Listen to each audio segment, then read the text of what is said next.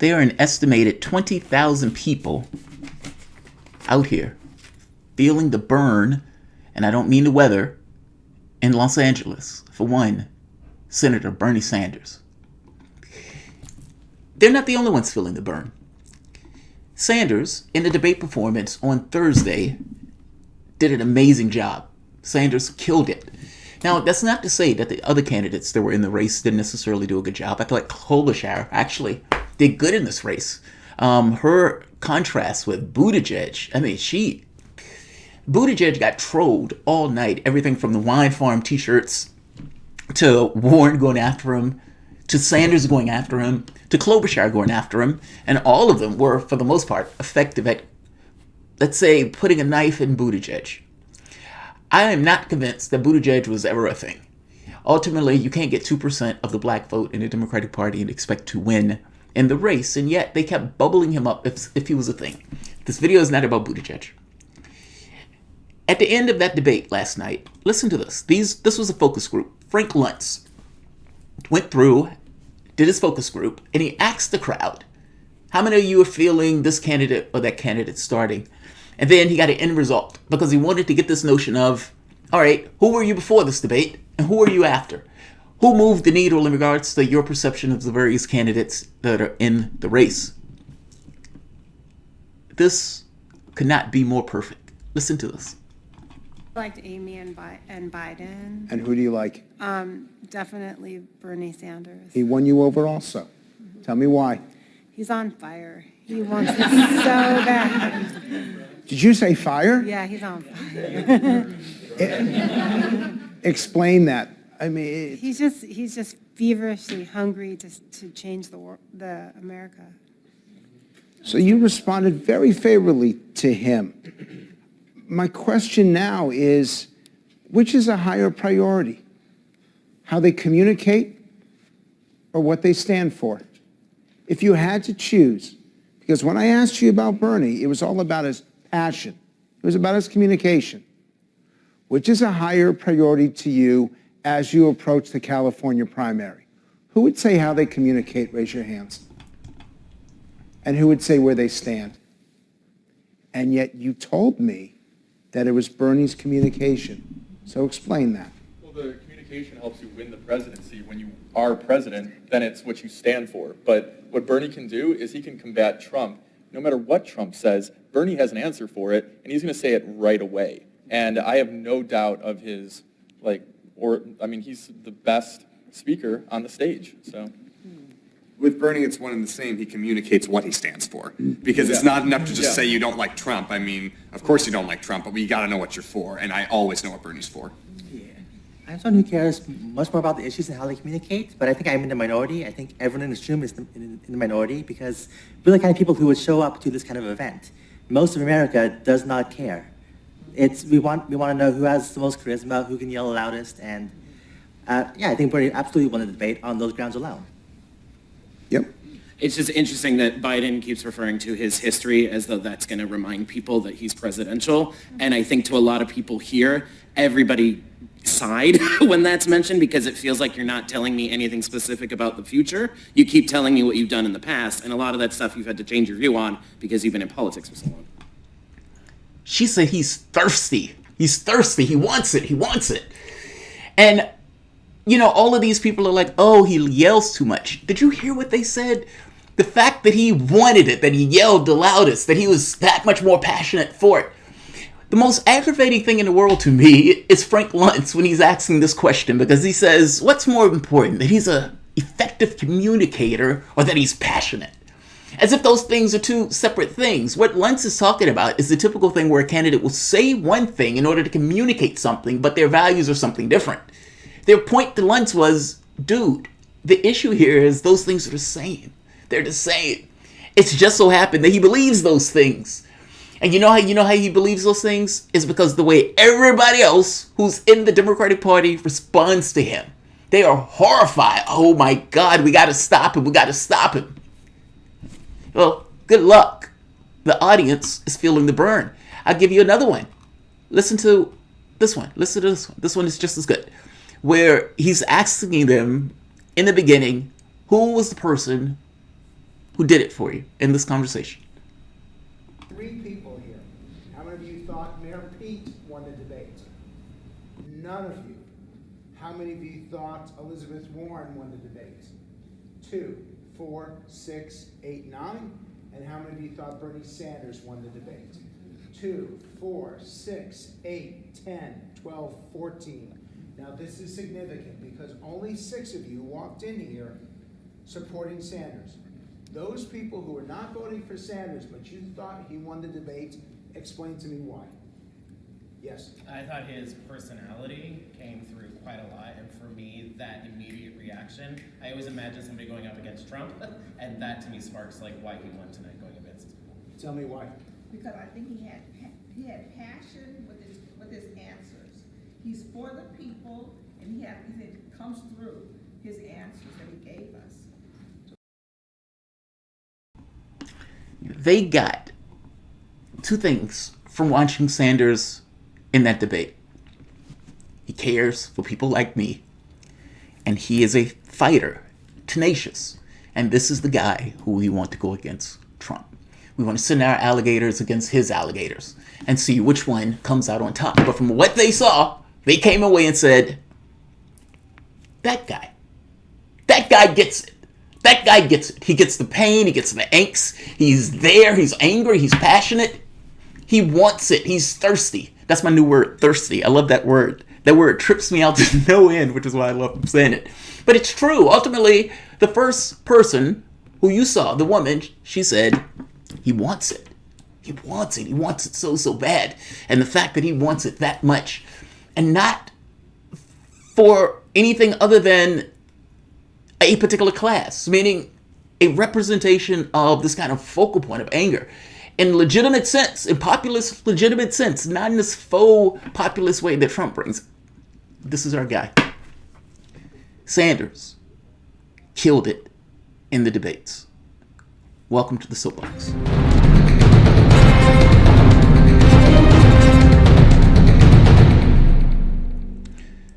My name is Jamarl Thomas. This is the Progressive Soapbox. Guys, if you dig this content, please like, share, subscribe. You can always support PayPal, Patreon. I wanted to get this done yesterday, but I had a lot of responsibilities. So let's have a Saturday soapbox. Sanders did great in the debates. There are modest criticisms. But he did things in this debate that oftentimes are just not done. He apologized for the Afghanistan war vote, going even further and saying Barbara Lee was right on that particular issue. You should go back and look at those issues, that debate where Barbara Lee was making that vote and she was like, this is going to come back to haunt us. Yeah, that's an amazing thing for a candidate to do. Many candidates don't admit when they're wrong at all. They don't necessarily want to be attacked for it. Again, he's earnest. It comes across. It didn't come across stage or fake or anything else. It came across as being just an earnest thing to say. Trolling Pete Buttigieg and Joe Biden for their billionaires. Even that is awesome. In this case, you're attacking an opponent's strength. And all of the billionaires and all of the money that these guys have, he's using that or making that to some degree a weakness. Meaning, yeah, you got all that cash, but ultimately the fact that you got all that cash is tarnishing you, and I'm going to use the fact and use that argument to go after you for it. And he did it in a comical way. He did a really good job getting his point across in the debate. Also, Joe Biden actually didn't do bad in this. But Joe Biden didn't do bad in this just because he was awake, he was coherent, and there were parts where he was actually feisty and involved. At one point, Klobuchar breaking them up like children. Boys, boys, boys, boys, put it away. Put it away. Put your cocks away. So, look, the first part of this debate, and I covered this debate while it was going on, was dry. It was absolutely dry. Towards the end, it started to get more combative. I don't know if the candidates on stage were just getting tired that blood sugar was going down or what, but it started to get more combative. And at that point, it got more interesting, especially when Warren went after Buttigieg. Warren and Buttigieg's campaign are over. They don't know it yet. Dead people walking, but they've just canceled each other out. It really is Biden Sanders. My only criticisms, mild as they are, what you accomplish in a debate is not always straightforward. meaning there are objectives within objectives in regards to you being on that stage and what you need to do. When Mike Pence was debating Tim Kaine, and people were like, how the hell is Mike Pence going to get out of that debate alive? All of the things that Donald Trump said, clearly Tim Kaine is just going to say, Donald Trump said this, do you agree with this? And it's like, I have no idea how he gets out. He, in that debate, every time he got hit, he just shook his head. That's not true. He would just shake his head. It was the weirdest thing ever, but it worked. He got out of that debate. They said he was grandfatherly. He was grandfatherly. And in many cases, he either drew or won. What you get out of debate is not always straightforward. Yes, you want to dominate, but there are also specifics. In Sanders' case, Joe Biden has two strengths that Sanders need to attack. Every opportunity that he gets, he needs to subvert. Maybe not every opportunity. You do it too much, you look fake. But the African-American vote, an elderly vote, and Joe Biden has those to some degree in spades. If you get an opportunity to bring up the crime bill, you should. If you get up the opportunity to bring up the segregationists that he worked with, perhaps in some subtle way, you should. The same thing is true with the credit card issue, where Joe Biden was on that particular bill screwing over bankruptcies. These are things that you should bring up. His willingness to cut Social Security. Those are things you should bring up. You should bring up those things, A, because they're true, but B, because it hits the mass that you need to carve out votes. Just my advice. Advice is on point. I don't get paid to give it. Kind of. I mean, not from Sanders. You guys do. But the advice is apt and is on point. Let's hear a few of these. So let's start with this one. Senator Sanders, today the House of Representatives voted for a new bipartisan trade agreement among the United States, Canada, and Mexico. It was supported by union-friendly leaders like Speaker Nancy Pelosi and big labor groups like the AFL-CIO. They say it is going to be a big job creator. Senator, my question is, will you support this deal? And if not, why not? Judy, you're talking to somebody who, unlike some of my colleagues here, voted against NAFTA, voted against PNCR with China, two agreements that cost us over 4 million decent-paying jobs. Now, I don't agree with your statement that people think this is going to be a great job creator. This is a modest improvement over what we have right now. It would allow, hopefully, Mexican workers to organize into unions, independent unions, and be able to negotiate decent contracts. But at the end of the day, in my view, it is not going to stop outsourcing. It is not going to stop corporations from moving to Mexico, where manufacturing workers make less than $2 an hour. What we need is a trade policy that stands up for workers, stands up for farmers, and by the way, the word climate change, to the best of my knowledge, is not discussed in this new NAFTA agreement at all, which is an outrage. So no, I will not be voting for this agreement, although it makes some modest improvements. Senator Klobuchar. Let's go to the next one. I mean, basic trade agreement stuff. I think this is one of those actually good questions. Your party that you're running in is going to pass this trade deal from the standpoint of the House. And it's going to come to the Senate. Are you going to support it? And his answer is apt. This does not stop our issue. This is something that Trump can say that I had just reworked NAFTA, and the Democratic Party is giving him a win on something that is essentially a Band-Aid, if it's even that. Let's go to this one. 845 Israel. I thought this answer was fascinating. So right here, they're going to call him a self-hating Jew after this, but they were going to call him that anyway. So this is Sanders. What is this?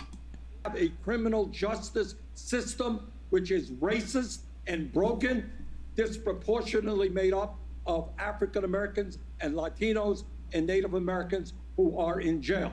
So we need an economy that focuses on the needs of oppressed, exploited people, and that is the African American community. Thank you. All right, let's go to 845 Israel. Israeli settlements in the West Bank do not violate international law. That broke decades-long U.S. precedent. How would you respond to Israeli expansion of settlements? Would you link that to foreign aid to Israel? Israel has, and I say this as somebody who lived in Israel as a kid, proudly Jewish, Israel has the right not only to exist, but to exist in peace and security.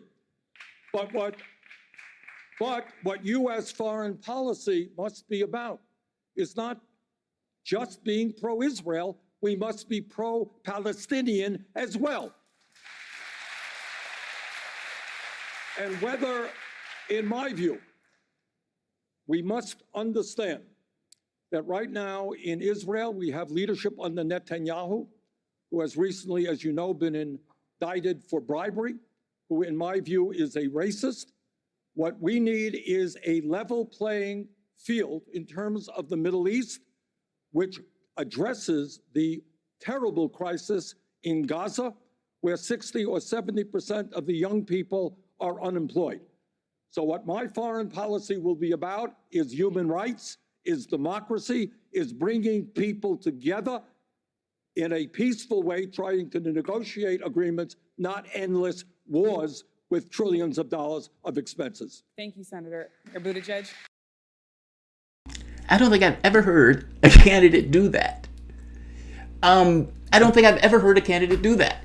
Now, him being Jewish gives him some space to do that. It's just kind of just true. They're going to scream that he's a self-hating Jew and that he's anti-Semitic, despite the fact that he's Jewish and his family have been killed in the Holocaust. And I don't think they realize how anti-Semitic it is to call the guy anti-Semitic for making a foreign policy decision that is in the interest of the United States, by the way. He's an American that just so happened to be Jewish.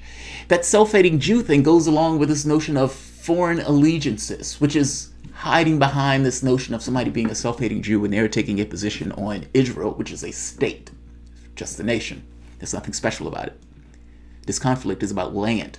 And his issue with resolving this conflict is to deal earnestly with land. And at this point, Israel has nuclear weapons. The U.S. has been giving them billions and billions of dollars, is backing them up in the Security Council.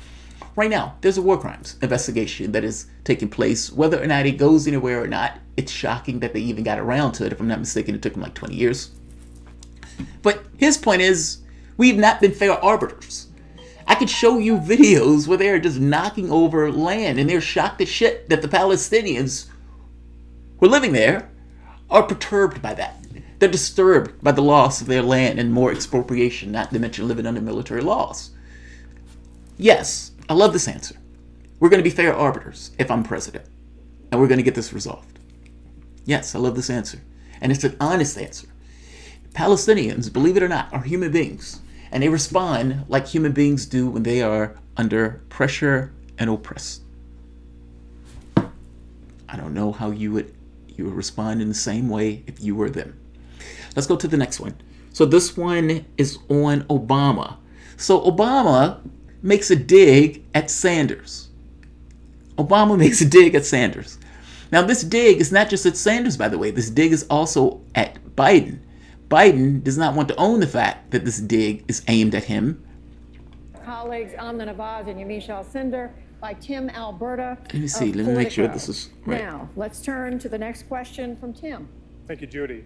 Candidates, let's make things interesting. Former President Obama Right here. said this week when asked who should be running countries that if women were in charge, you'd see a significant improvement on just about everything.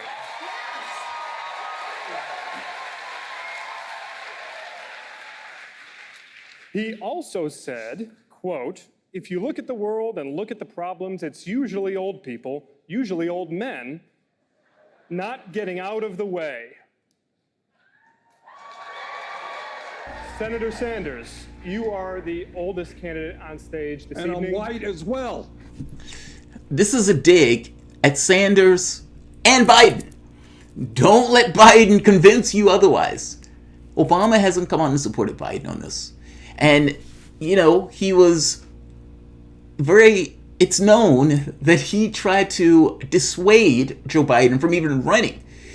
Not to mention going to Joe Biden's campaign staff and saying, don't let Joe embarrass himself, and talking about protecting his legacy. So this dig is for both. It's not for one or the other. It's both. I don't care what Joe Biden says. This is aimed at both. Yes. How do you respond to what the former president had to say? I got a lot of respect for Barack Obama. I think I disagree with him on this one. Maybe a little self-serving, but I do disagree. Here is the issue. The issue is where power resides in America. And it's not white or black or male or female. We are living in a nation increasingly becoming an oligarchy, where you have a handful of billionaires who spend hundreds of millions of dollars buying elections and politicians. You have more income and wealth inequality today than at any time since the 1920s. We are the only major country on earth not to guarantee health care for all people, which is why we need Medicare for all. We are facing an existential crisis of climate change. The issue is not old or young, male or female. The issue is working people standing up, taking on the billionaire class, and creating a government and economy that works for all, not just the 1%. Thank you, Senator Sanders. Perfect. Perfect. Obama made a bullshit comment about you, and Joe Biden also. Joe Biden's not going to own it, but he made a bullshit comment about you. He did it in a subtweet, meaning I didn't even know that what that word meant, but subtweet. He says something that everybody understands means you. Get out the race. Get out the race. Or Bill Clinton telling Tom Perez, don't let the Sanders take the race. You all may not have a choice. He took what Obama said and used that as a pivot point to get the point across that it is not about whether I am black, white, gay, straight, trans, whatever. It is a policy position. Do you agree with me on this kind of class-based argument or not? It has nothing to do. I'm just a focal point. I'm not the end-all be-all. I am an avatar of the angst and rage and frustrations and vulnerabilities and concerns of an entire class of people across the United States. That's all I am. This has nothing to do about race. If a black candidate was saying the same thing and it was authentic about it, then that person will be the focal point of that angst and rage.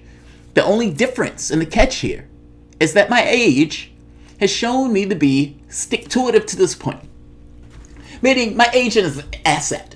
It is impossible for somebody to do what I am doing in this race with my age associated with it because I've been doing this for 40 years. I hope you understand what I mean. You have somebody who lavished in the sidelines for like 40 years. It's like 40 years in the jungle. And he gets his moment in 2016, a moment that he did not even want. He pushed Elizabeth Warren to get into the race. Warren would not get into the race and then hit him in the knees in this one. But Warren wouldn't get into the race. And so he took it on himself. And he ran with it. Everything that he just said there. This is why I'm in the race. And whatever Obama says, it has nothing to do with this identity nonsense. It has everything to do with what I stand for and what I'm here to push. And the fact that I've been languishing in the jungle for 40 years gets across that I actually mean it. That's an asset. That's an asset. Now let Joe Biden answer that question. Because that question is aimed at him also. I gotta be honest, I care less about Biden's answer. He's not gonna own it. Here's another one, billionaire trolling. This one is where they hit Pete. So, they have been wearing wine cave shirts.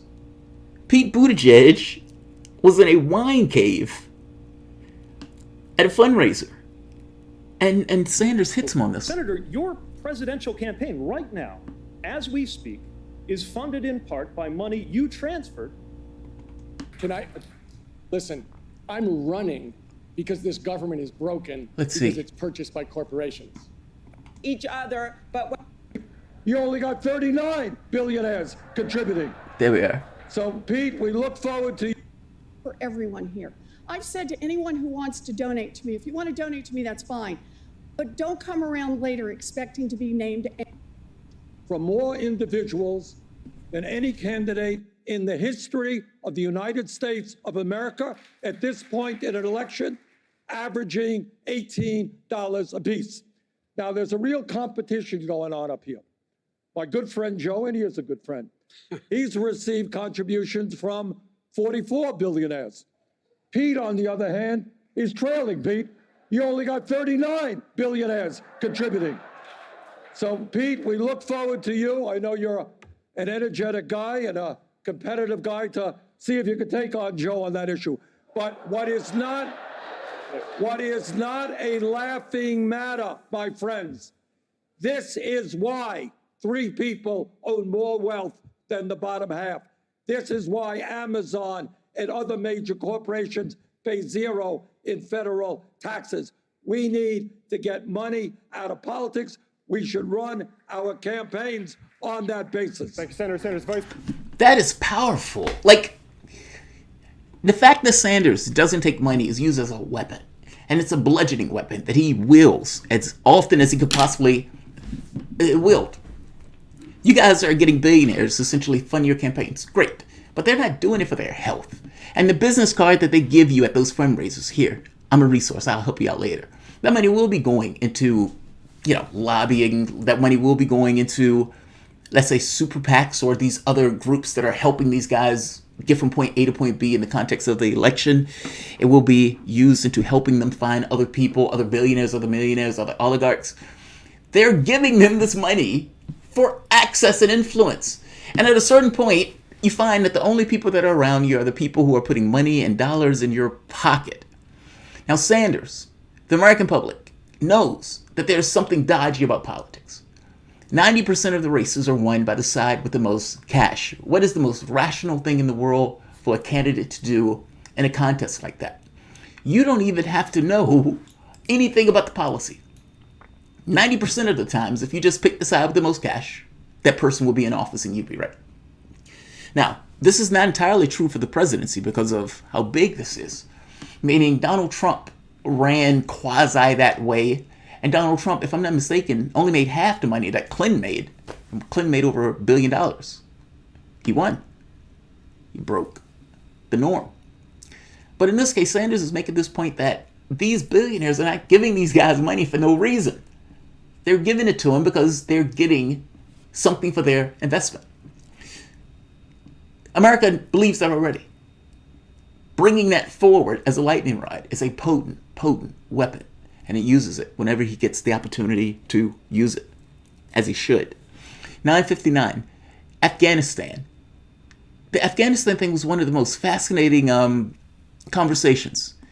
They asked Joe Biden about the Afghanistan papers. Now, the Afghanistan files, if you don't know what those are, have to do with documents that show the presidents and the military going all the way back to George Bush, to Joe Obama, to Donald Trump have been lying flagrantly about what has been taking place in Afghanistan. Not just lying about it, changing the records. So when those records and reports are released, it will give a false impression to the public about what was taking place in Afghanistan. They've been lying for years. They asked Joe Biden, hey, they just released documents showing you were lying through your teeth about what you guys were doing in Afghanistan. What did you know about it and when did you know it? And Joe Biden kept talking about, well, I was the guy that was doing this or I was the guy that was doing that. And finally, it goes to Sanders. I'm going to let this part play. Forces to Afghanistan, period. We should not have done it. And I argued against it constantly. Senator Sanders, you had your hand up? Well, in all due respect to Joe, you're also the guy who helped lead us into the disastrous war in Iraq. What we need to do is, I think, rethink, and the Washington Post piece was very educational. What we need to rethink is the entire war on terror. We have lost thousands of our own men and women, brave soldiers. Hundreds of thousands, if not millions of people have been killed abroad or forced to leave their countries. It is time right now that we bring this world together to try to end these endless wars and address the root causes which are causing these wars. Senator Sanders, you do often point to your vote against the war in Iraq as evidence of your judgment on foreign policy, but you did vote for the war in Afghanistan, and as recently as 2015, you said you supported a continued U.S. troop presence there. Was that support a mistake? Well, only one person, my good friend Barbara Lee, was right on that issue.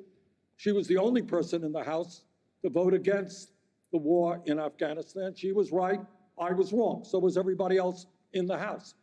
But to answer your question, I don't think you do what Trump does and make foreign policy decisions based on a tweet at 3 a.m. in the morning or desert your longtime allies like the Kurds. I think you work with the international community. You remove all troops over a period of time, a short period of time, within 1 year. Thank you, Senator. Mayor Buttigieg, you. Perfect.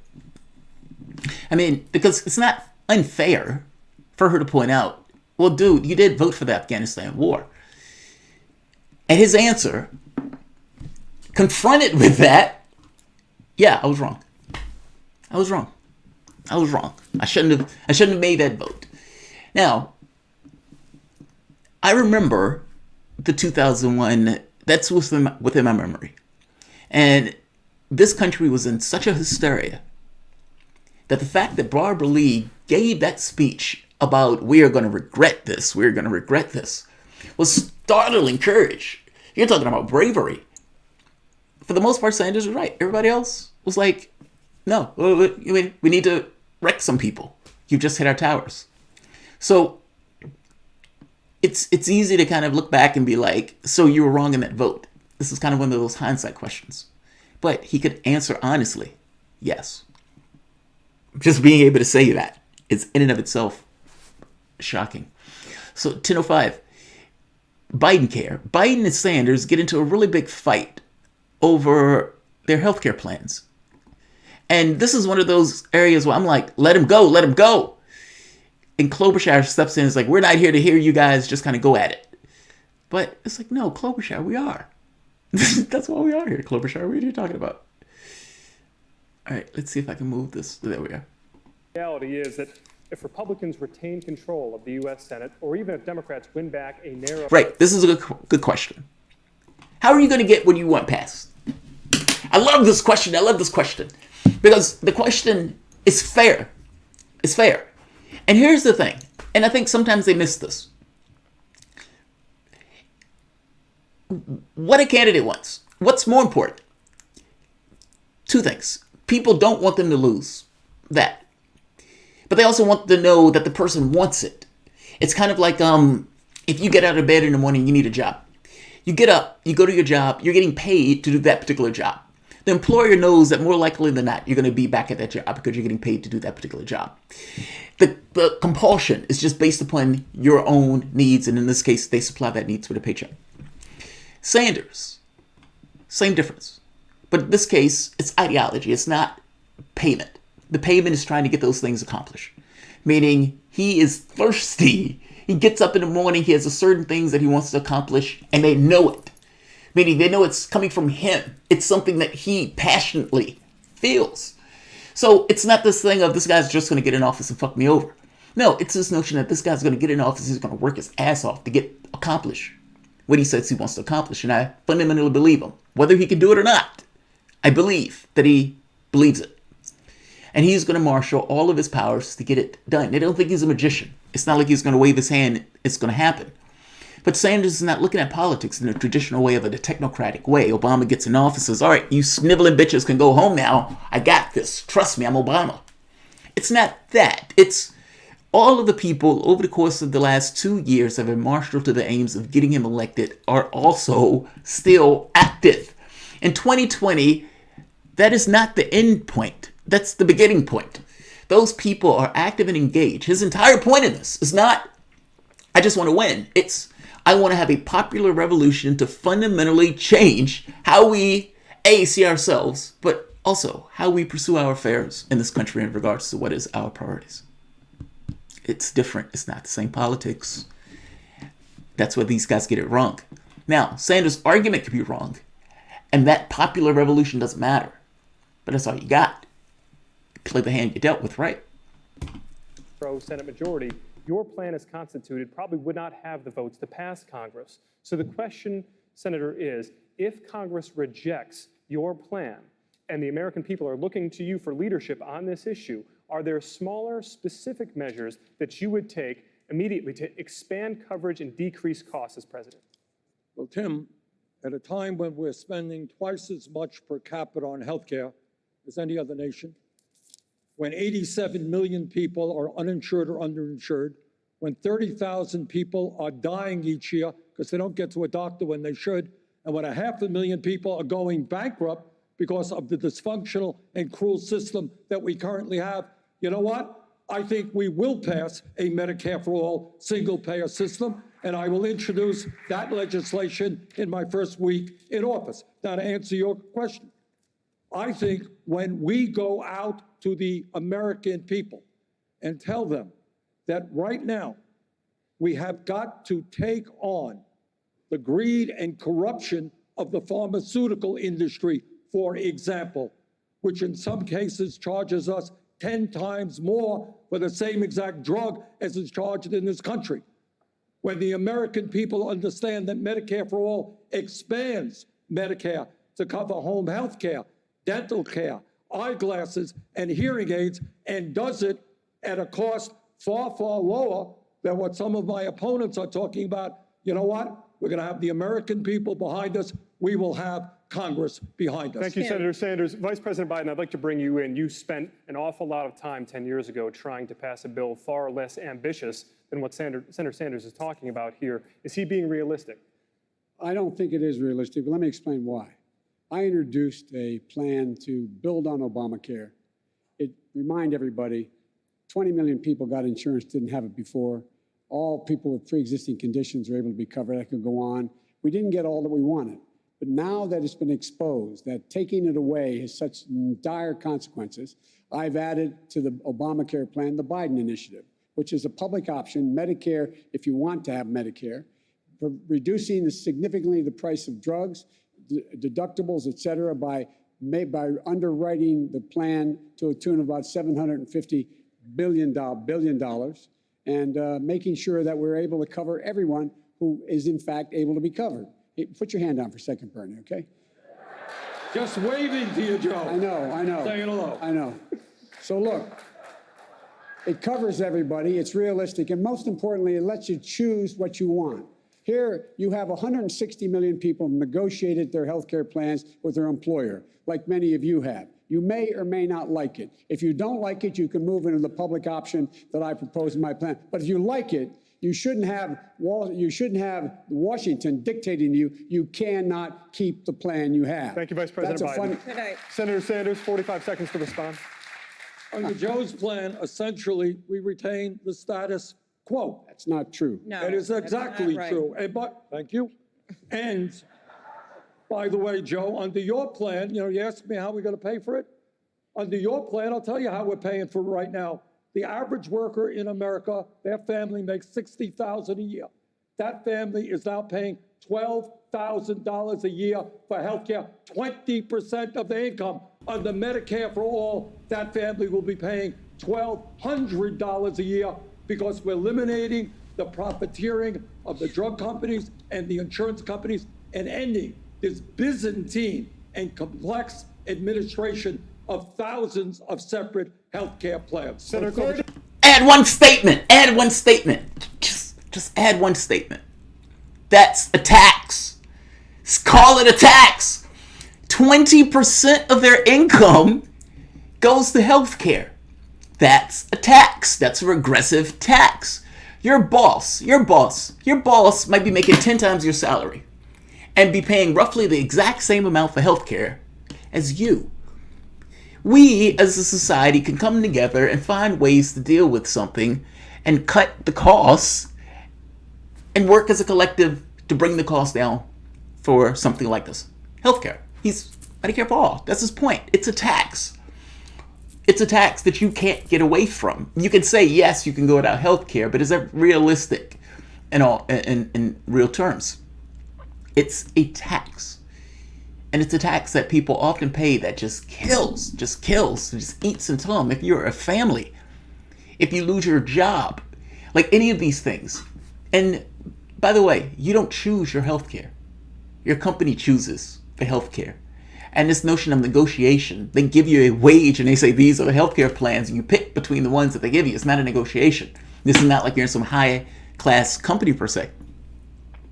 I'm making the point that what Sanders is saying is absolutely right, and it bites into people's income, but it helps to call it a tax, to get it across to people that that is a tax that you're paying one way or the other. And if you're going to be stuck paying that tax, why don't you just pay it a lesser sum to the government to get full coverage? Medicare for all is not losing health care. That is a ludicrous way to see it. It's a ludicrous way to see it, and yet that's what they're playing on. This notion of choice. It's not choice. I'm going to come to you. My name was mentioned. Yes, I'm going to come to you, but 45 seconds. 45 seconds for Vice President Biden. That's Biden. not interrupted here, all right? I'm going to interrupt now. It costs $30 trillion. Let's get that straight. $30 trillion over 10 years. Some say it costs $20 trillion. Some say it costs 40. The idea that you're going to be able to save that person making $60,000 a year on Medicare for all is absolutely preposterous. 16% of the American public is on Medicare now, and everybody has a tax taken out of their paycheck now. Tell me, you're going to add 84% more, and there's not going to be higher taxes? At least before he was honest about it. Joe. It's going to increase personal taxes. They're going to be... That's right. We are going to increase personal taxes. But we're eliminating premiums. We're eliminating co-payments. We're eliminating deductibles. We're eliminating all out-of-pocket expenses. And no family in America will spend more than $200 a year on prescription drugs. Senator Klobuchar. Our plan will save the average worker. Senator Klobuchar, we'd like to hear from you. Okay. Senator Klobuchar, pay premiums or co-payments. Hey. I love that. Guys. It's like two kids are out there fighting. It's like two elderly men out there fighting. It's like, guys, cut it out. I love that. Let them go at it. This is good. They're getting... Look, the two lead candidates in this race, Sanders and Biden, clear lead at this point. I don't even think there's a question. At least there shouldn't be. Mainstream media may tell you different, but look at the polling for yourself. Are having an ideological fight on healthcare. Why would... Let that play out. That's an important fight to have. And my only issue with Sanders is call it a tax. You want to get it into people's mind that it is a regressive tax that they themselves pay, and that countries around the world have found a better way to handle healthcare, i.e. single payer. Obamacare, for whatever you want to think of it, broke the consciousness of America because Republicans have called it government healthcare for so long. Obamacare's plan didn't do the job. People are still complaining about healthcare to this day. Trump care was worse. And now you have Sanders saying, look, let's stop fucking around and let's just do healthcare and make it about healthcare. We can come together. Medicare already exists. Let's expand it. And let's expand it and add additional attributes to it. And yes, individual taxes will go up moderately. But it goes up according to their need and according to their income. And the amount that the individual will have to pay, however, in co-pays and insurance payments, all of that stuff goes away. Meaning, ultimately, the money that you are paying out for healthcare comes back to you. That's not money that you're paying your employer to get your healthcare plan. That money is coming back to you. Some economists called it the largest pay increase in a generation. Just from that point. Yes, you pay a little bit more in taxes, but the amount you're paying in taxes is less than what you were paying before and all of these other payments for your healthcare premiums. That's his point.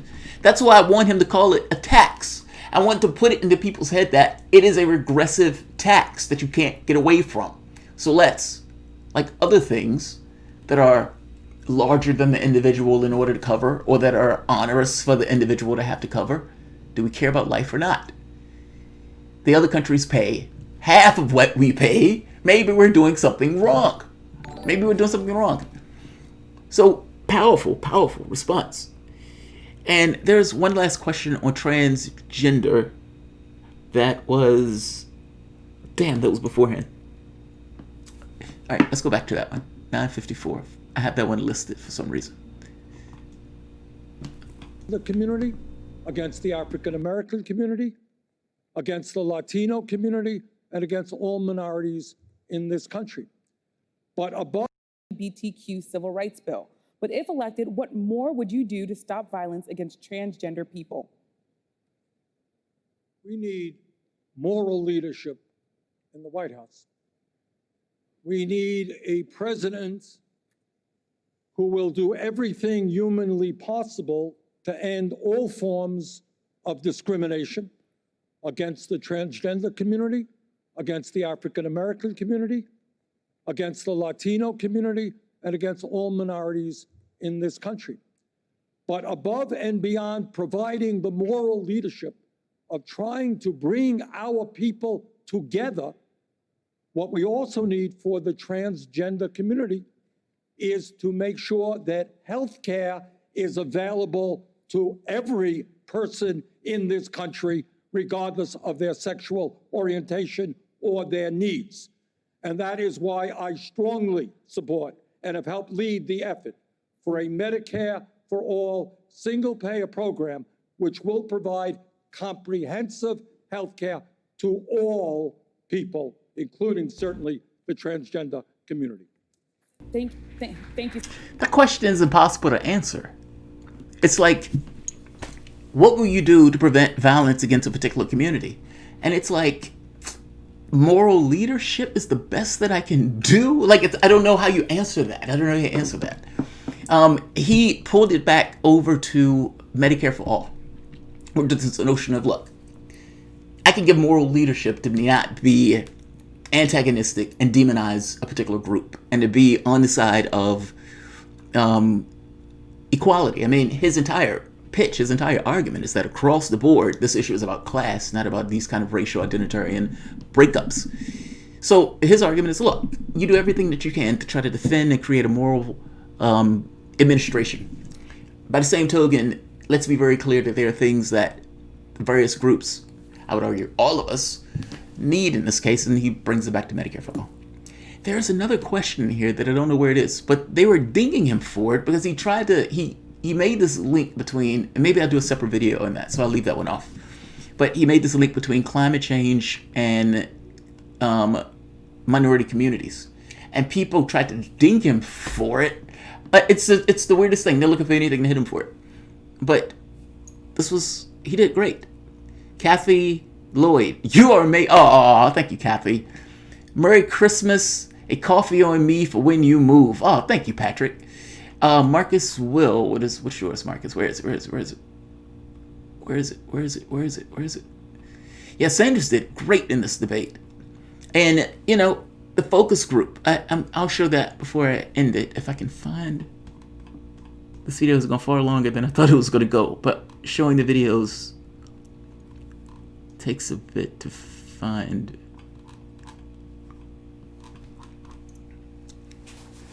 Why can't I find this? Why is this hidden from me? All right, let's try this. There we are. There we're not. God damn it. Why can't I see yours, Mark?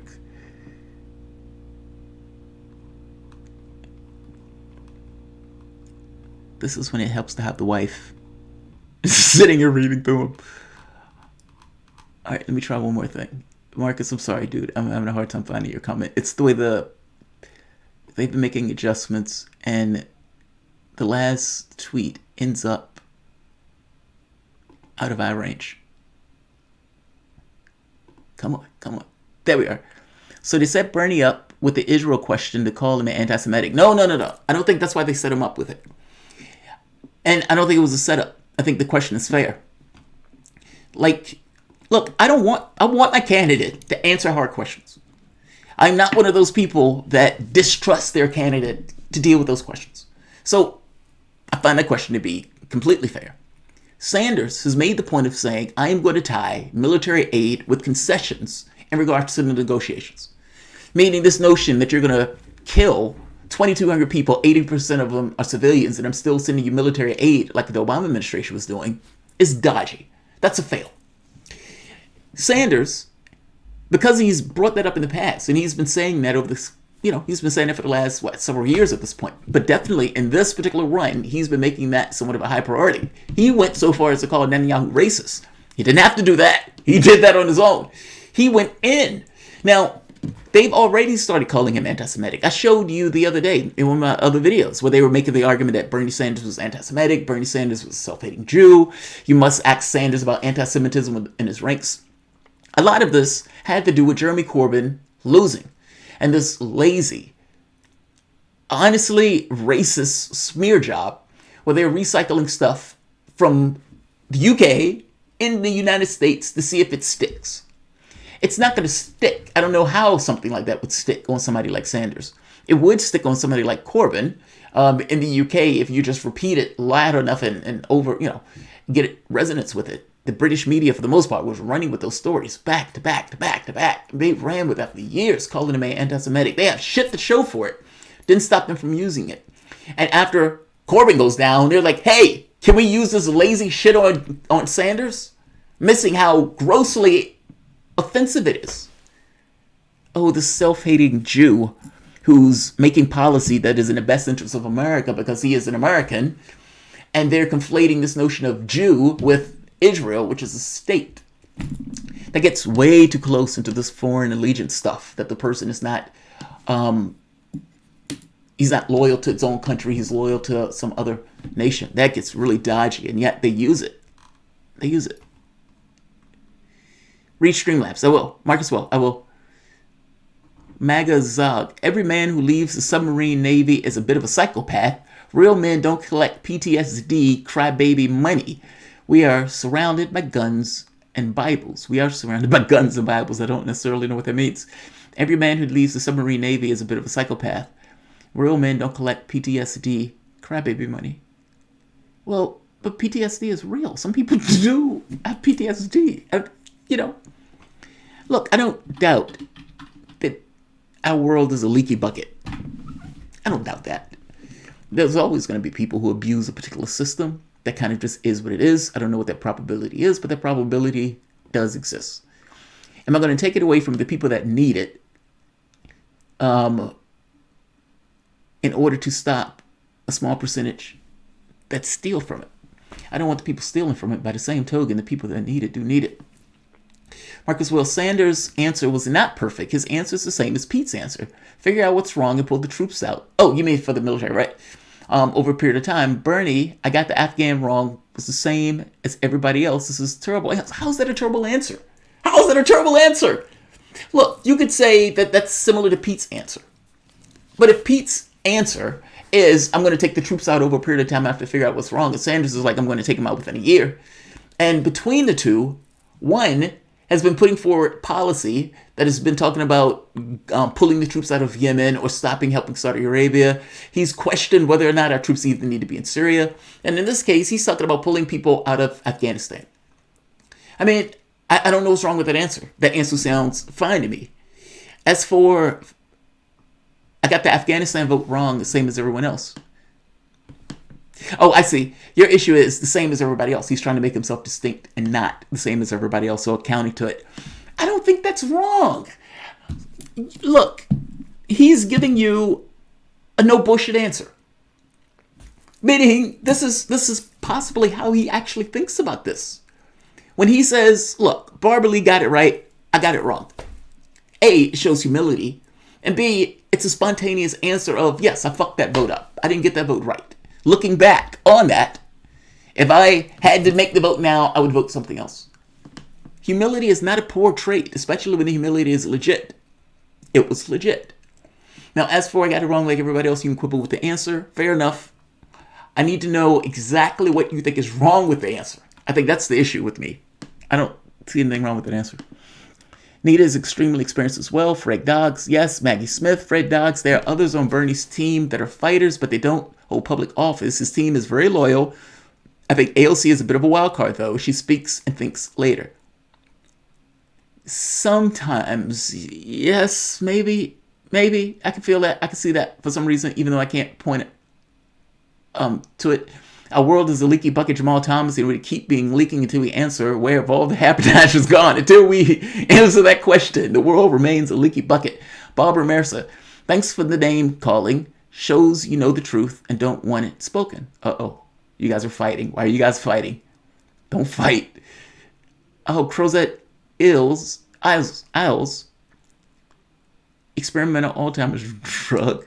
Even if Bernie weren't Jewish, he'd be standing up for the underdog of every kind, regardless of race or religion. Yeah, Philip Blair, that's true, but him being Jewish makes it harder to hit him with the anti-Semitism stuff. Look, the very act of saying the Palestinians are human beings and we should treat them as such would immediately get you called anti-Semitic. Because they have this weird thing in our politics and in British politics that the very act of standing up for what is taking place in this colonialization project that is Israel, what is taking place there is a travesty of justice and immoral. I mean, these guys are just expropriating land while the world stands by and watch. To say that gets you labeled anti-Semitic, regardless of the fact of you having no issue with the Jewish, no issue with... My only issue with Israel is the expropriation of the land. And this militaristic rule over these people. I mean, for fuck's sake. I mean, you're imprisoning kids and torturing kids. That's a big fucking deal. And the act of just pointing that out becomes, oh, wow, that guy's anti-Semitic. I guess my point is there is a difference between arguing about the actions of a state versus taking it to the level of culture.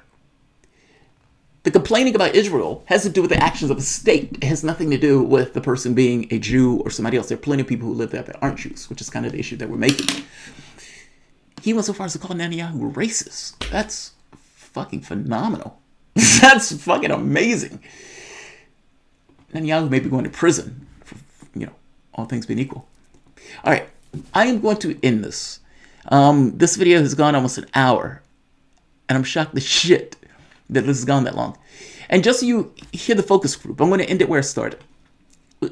This is the focus group by Luntz. Luntz, Republican. Listen to how the group comes out. Thought Tom Steyer won the debate? None of you. How many thought Andrew Yang won the debate? We have 3 people here. How many of you thought Mayor Pete won the debate? None of you. How many of you thought Elizabeth Warren won? Let's linger on that for the moment, because I have a video coming up saying Pete and Warren's campaign are over. They don't know it yet. Their campaigns are over. They've nullified each other. But if you notice, they said, how many of you think Pete won this debate? Nobody raised their hands. Why? Pete got trolled all night. The spotlight hit him, and for the most part, it ate him alive. Even going so far as to Amy Klobuchar. I don't know why. I mean, it's the weirdest thing. It's like all of them, there was something that he did in the debate that all of them took issue with. At one point, Amy Klobuchar digging into him. They say Amy Klobuchar is the mean girl. She's the one who's nasty to her staff. Well, she was pretty nasty to Pete Buttigieg, and I don't mean that in a bad way. I mean that in a way that people are supposed to have debates with one another. And she got across her issues with him because he's taking this kind of cadence that, she took it as you're trying to say that our experience don't count. And I'm pointing out, and she went by person to person and named something big that these people did, and then pointed out and says, you didn't do nothing. You didn't do squat. You better respect the experience that's on the stage, buddy. Now, Buttigieg tries to give as good as he gets, but at the end of the day, she wins that by saying you lost by 20 points in your state, and he didn't have shit to say about it. They ate him alive in this. They ate him alive. If he thought, again, Pete Buttigieg was never a thing. He took the heat on this. He got crushed. Won the debate.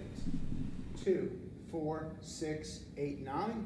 And how many of you thought Bernie Sanders won the debate? 2, 4, 6, 8, 10, 12, 14.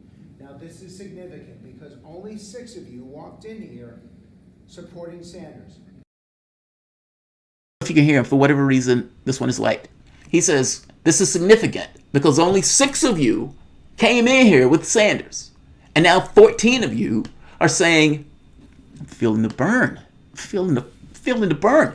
Did you see the sister's face? Look at the black woman's face here. She's happy as a lark to say, she's like, yeah, that's my guy. Look at her. She's smiling. She's smiling. They say his name and she smiles. She beams. She's like, that's my guy. That's my guy. That's my guy. Now, was it her guy when she walked in? Let's see. Now, this is significant because only 6 of you walked in here supporting Sanders. Those people who were not voting for Sanders, but you thought he won the debate, explain to me why. Yes? I thought his personality came through quite a lot, and for me, that immediate reaction, I always imagine somebody going up against Trump, and that to me sparks like why he won tonight. Now, listen to what he said. He has this immediate reaction, meaning when something comes out, he answers. What he's saying here is authenticity. He's telling you what he means. He doesn't have to think about it. There's not the calculation that's going on in his head of if I say this or that. Now, part of this is Sanders has been doing this long enough where he has a 2-step in his answer when it's an uncomfortable answer. So-and-so is horrible and we need to do this, but we also need to do blah, blah, blah, blah, blah. Now, within the middle of that somewhere is where he's actually stands on it. Sometimes he inoculates himself by saying the previous thing and then before going into his own point of view. His point is, look, when something comes up, he answers. He knows what he believes. He knows who he is. He's authentic. That's a plus. Let's keep going. Tell me why. Because I think he had passion with his answers. He's for the people, and it comes through his answers that he gave us. He's passionate. He's for the people, and it comes through in his answers. I think that's what she said. Let's keep going. There's one more, and I'll end it here. Listen to this woman's answer. I love this woman's answer. She's like, he's thirsty. He's thirsty. He's thirsty. He needs some water. Her thing is, he wants it. He wants it so bad. He wants it. And you can look at him and you can tell he wants it. He wants it so bad. It's infectious. But it's not. He wants it for the billionaire class. He wants it because he has this idea in his head of a different world. And with that idea in his head, he thinks, I can galvanize the public into forging the world into the way that I want it. That's infectious. It's infectious. Especially when the person means it. I think that's the point, right? These people are looking at Sanders. Most of them came in, that wasn't their guy. And they're leaving and like, yeah, he won that. He wants it. He wants it. Yeah, I'm feeling the burn. That's my guy. That's my guy. I love that. I love that. Because the moment that they sat down and watched the group, they says, you know what? Yeah, I like him. If you want to know why he's surging in the polls, it's stuff like this. You want to know why Biden is retaining himself in the polls? It's because many of those people aren't watching these debates. I can't say it as an absolute, but I have a strong feeling that if they were, and look, maybe it's just one of those things they believe that Joe Biden is a guy they can beat. But I keep saying electability is a fickle mistress. And that electability can shrivel up in a heartbeat. Ask Hillary Clinton and Obama. Amy and Biden. And who do you like? Definitely Bernie Sanders. He won you over also. Tell me why. He's on fire. He wants this so bad. Did you say fire? Yeah, he's on fire. Explain that. I mean, he's just feverishly hungry to change the America. So you responded very favorably to him. My question now is, which is a higher priority? How they communicate or what they stand for? It's the same fucking thing, Frank. It's the same thing. It's the same thing. Look, if you want to see this just play through the first time around, I just let it play through. But that answer, his question aggravates me because it means that in his head, he's thinking these are separate things. How a person communicates is somehow different than what they stand for. They're the same fucking thing, Frank. Why do you believe that those things are different? And maybe this is the problem with our politics, that oftentimes they are. Obama communicates amazingly well. What does he stand for? Fuck knows. Who the fuck knows? It's as if the communication is in and of itself just this thing in a void. They're the same thing, Frank. And that's the reason. That's called authenticity. That's why they love him. he believes strongly about something. And he has the capacity to communicate the thing to which he believes in. And he's not doing it in a bullshit way. He's being authentic about it. They're responding to him, A, because they believe he's authentic, but B, also because he can get it across in extraordinarily well ways. Just repetitive. Say it over. I'm going to get Brexit done. I'm going to get Brexit done. I'm going to get Brexit done. I'm going to get Brexit done. That's all you ever say. Yeah, I'm going to get Brexit done. I'm going to get Brexit done. That's all he keeps ever saying. He's just saying Brexit. Yes, because that's what you need to say. He's being repetitive because he's getting it in the public's head that this is what I stand for. I've been saying this for 40 years. You can believe me. With these side hits on these various things. But they got it. They got it. You realize, right? The communication is not entirely what I say to you. Oftentimes, it's other things. I think it's like 90% non-verbal. My wife knows that if I'm eating something that she prepared, how I respond to it and how I answer, regardless of what I say to her, that I don't like it. I know her well enough to know the exact same thing. I know when something's wrong. I know my mom well enough to know when something's wrong. Those type of things. I'm saying when people are looking at Sanders, yes, he's making his pitch, he's making his argument, but what they're seeing in him is fire. They're seeing fire. This is the Godzilla we want to sing up against the King Kong. This is our guy. Fucking awesome. If you had to choose, because when I asked you about Bernie, it was all about his passion. It was about his communication. Which is a higher priority to you as you approach the California primary? Who would say how they communicate? Raise your hands. And who would say where they stand? And yet you told me that it was Bernie's communication.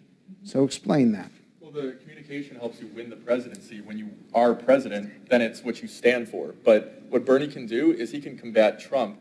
No matter what Trump says, Bernie has an answer for it, and he's going to say it right away. And I have no doubt of his, he's the best speaker on the stage, so.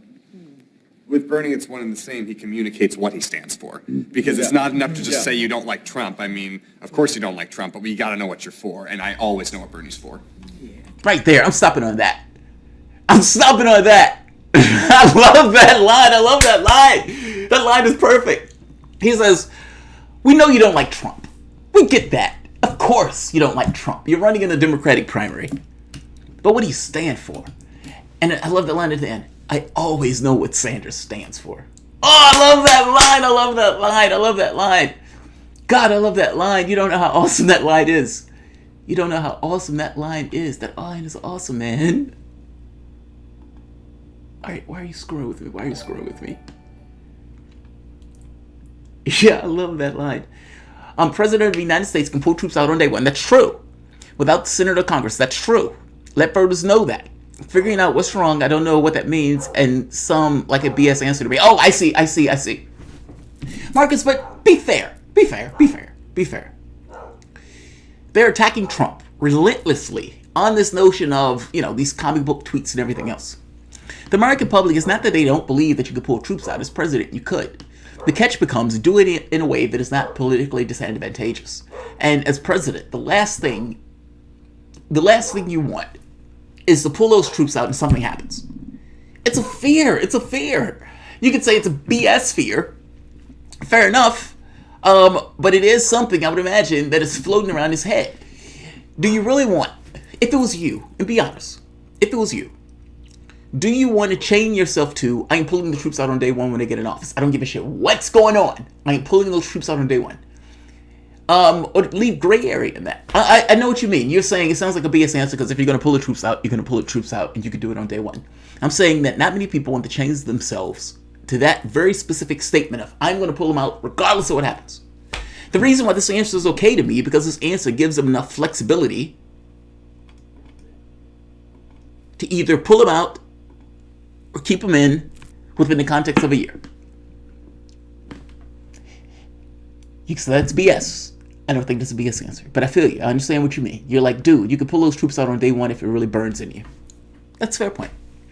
Fair point. I strongly suspect, however, that if you were running in the presidential race, you wouldn't do that. Or at the very least, you wouldn't chain yourself to that. I could be wrong. But I don't think you would. I don't think he would. I don't think many people would. Every man who leaves... Oh, I think I read that one. Every man who leaves the submarine navy. Jamal always... Where is it? I always do something. Fuck, it moved. I think somebody was about to take the piss out of me, but I lost the tweet. God damn it. Right here. Bob Rumersa. There will be a lot of crying when Sanders takes a dive again. Oh, Bob. Yes, agreed. Yeah, Bob, I told you, man, I will... If Sanders loses the primary, I don't think he's going to lose the primary. My argument is that he's not. But he's a man. He can lose just like anybody else. It's a contest. Yeah, I'd weep. I just come here and cry. Just cry. I think there'll be a lot of people crying with me. But at the very least, you could be like, yeah, he said he was going to come on here and cry. And that's what he's doing. He's weeping. He's openly, unabashedly, without shame or anything else, just weeping. That's what will take place. Make America great again, Zog. Fuck, I read this one. Why do I keep saying this? Oh, I see. All right, I'm going to leave this. Bob, yes, there'll be a lot of crying. I agree. I agree. Yeah, I agree. I think, no bullshit. I'll be out here crying. Fucking weeping. Jared, yeah, I cried. Me too. Bob is such a Debbie Downer. Yes, he is. Look, I am not unaware that Sanders could lose. And I point strongly, I keep saying this, lefties, pay attention to what is taking place in the UK. Your fellow lefties are getting slammed. They're getting slammed. And they're getting slammed because Corbyn lost. Now, they were the faces on the Corbyn camp in many respects, especially in social media, and they started getting a little media attention. They have been getting slammed. They've been getting slaughtered. That will be you if Sanders loses. I don't want to scare you. I just want to point out that that's the shit that's going to take place. Marcus Will, figuring out what's wrong is listen to the generals. Okay, that's fair. That's fair. That's kind of fair. Yeah, that's fair. But I don't think I buy it as a BS answer, because that's what I mean. And listen to the generals. He didn't really say that. He just said, figured out what's wrong. I guess my point is, he's giving himself... First, he is a politician. He's just a man. He's a politician. He's giving himself space for that answer. Question. Between Sanders saying he's going to take him out and Buttigieg, who do you believe more? Be honest. Who do you believe more? Collective 202. If Sanders loses, Trump wins. I strongly hope Sanders wins. Same here. Daniel 3. UK are far more broadly educated. Yes, but I don't know if we're coming to the same reasons for the reasons. Look, the reason I say yes is only because the UK is associated with the European Union, meaning there are all sorts of countries that they're associated with, not states, countries, fundamentally different languages and everything else. And they could take a train and pop into one within 2 hours and be back, meaning you could pop into Amsterdam and be back somewhere else within a day. Well, that's a little bit different in the United States, where we're somewhat isolated from these other countries.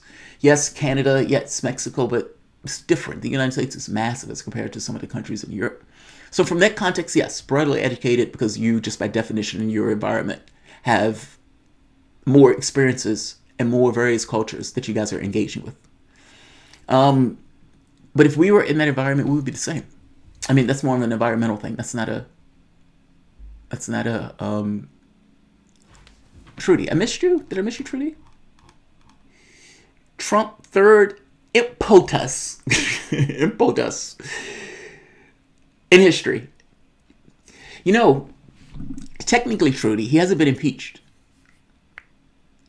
Look at Bloomberg magazine. They go into this. And they make this explanation that technically the president is not impeached until those articles hit the Senate.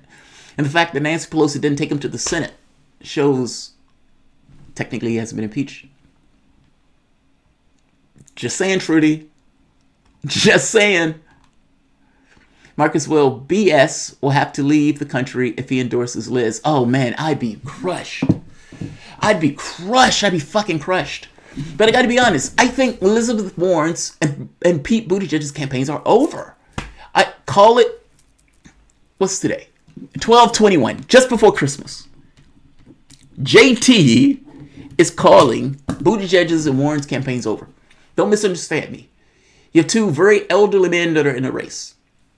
Either one of them can drop dead. But all things being equal, they keep breathing. They keep moving. Buttigieg and Warren are done. Are you turning into H.A. Jamal? No, I hope not, Trudy. I hope not. I think I'm going to be right. I think I'm more right on this. And I'll do a video where I give my reasons for why I think that. And you can judge on whether or not my reasons are legit. But I think they're done. But I hope not, Trudy. I hope not. I hope not. I would prefer to be right. Saying that somebody's going to be indicted is a little bit different than who's going to be elected. Pete or Liz, who do you trust more? I don't trust either. I trust Liz Warren in the sense that I think she's earnest about wanting to impose a tax. That I trust her on. I trust her on this notion of being antagonistic to Wall Street. I trust her on that. Everything else is up for grabs. Rock Lee, please show American Psycho clip. He talks like Pete. I think I know what you're talking about. I'll see if I can find it. Amy Moan, I miss Tulsi. I miss Tulsi too, Blanca. Look, Klobuchar did well in this debate. No bullshit. She did well. I don't like her. I never will vote for her. I have no idea what she's even doing in this election at this point. But she keeps making it on the debate stage. And in this debate, particularly in accordance to the others, she did extremely well. I can't take it from her. Her eating Pete alive always helps. You could trust Warren more than Pete. Pete is a snake, Marcus will. Well, that's my point, Marcus. I don't trust Pete as far as I can throw him. At least with Warren, I trust her on those 2 points. She's stapled herself to a public option. I don't know how she will go away from that. The wealth tax. This is her bread and butter. I don't know how she wiggles away from that. Meaning she's made those icons of her campaign. And those are things that if Warren was running without Sanders, that would probably be her main point. Attacking Wall Street and everything else. The problem with this is Sanders is in the race. And, you know, if you're looking for authenticity, he has it in spades. She doesn't. And even on this very specific issue, yes, I think she's antagonistic to Wall Street. That's true. But she had her chance to run in 2016. She didn't do it. And now the guy who's legit, full blown, you know, that's who he is. It makes her redundant. And it makes her redundant in a way where this other stuff is like, I don't have to trust her on this stuff. So what's the point of even her being in the race? But I do trust her on the wealth tax. And I do think she's antagonistic towards Wall Street on those 2 issues. Yes, I do trust her. I think she would probably try to put forth a public option. I don't know. Again, I have no idea how she pulls herself away from that. So in those 3 items, yeah, I think those are legit. I think those 3 are legit. Bob, make the case. I'm going to make the case in the next video, Bob. This video is gone like 1 hour and 17 minutes. So I'm going to make the case in the next video. Jay, Warren has a long, incredible history with the working class. That's not true. That's just not true. I mean, the woman was a corporate lawyer at one point. I mean, she used to be a Republican, for God's sake. I mean, I can show you video of her speaking at the Federalist Society. I guess my point is, I accept that Warren runs a race where I think she would be, if Sanders wasn't in the race, she would probably be the candidate to the left. But that's not the race she ran. She ran a race where she was pretending to be somebody else, which loses her credibility to me. Now, if she was running this race on her own merits, I mean, for fuck's sake, let's be honest. She's been taking massive amounts of cash before she gets into the race, and Buttigieg makes that point clear. Look, you were perfectly okay with these campaign donations and everything else a moment before you got into the race. And for the longest time while you were in the race, you were going to accept money afterwards. So how are you giving me shit about this? Well, he's right. He's right. He's absolutely right. He's 1,000% correct. That's an argument I wish Sanders would have made. Sanders would never touch it. Buttigieg makes that argument. You're trying to be holier than thou. Huh. Now, this notion of being this long-term with the working class, I don't buy that. Like I said, I accept the Wall Street thing. I accept the public option thing. I accept the wealth tax. I think those are legit. The other stuff I don't know. You ask me, I'm just being honest. I'm just being honest. All right. In this here. like, share, subscribe, and let me make sure I don't want anyone yelling at me because I missed any. I like when we have these conversations. Sometimes I know I do these videos where I am blazing through, but sometimes I'm blazing through because I have several videos to do. This is 9:30 on Saturday. We're almost near Christmas. This will be the last Christmas at this particular residence. But we're not there yet. We still have a few days. Like, share, subscribe. AOC is attractive. Yes, she is, Rock Lee. Modi G. Thanks all. Like, share, subscribe.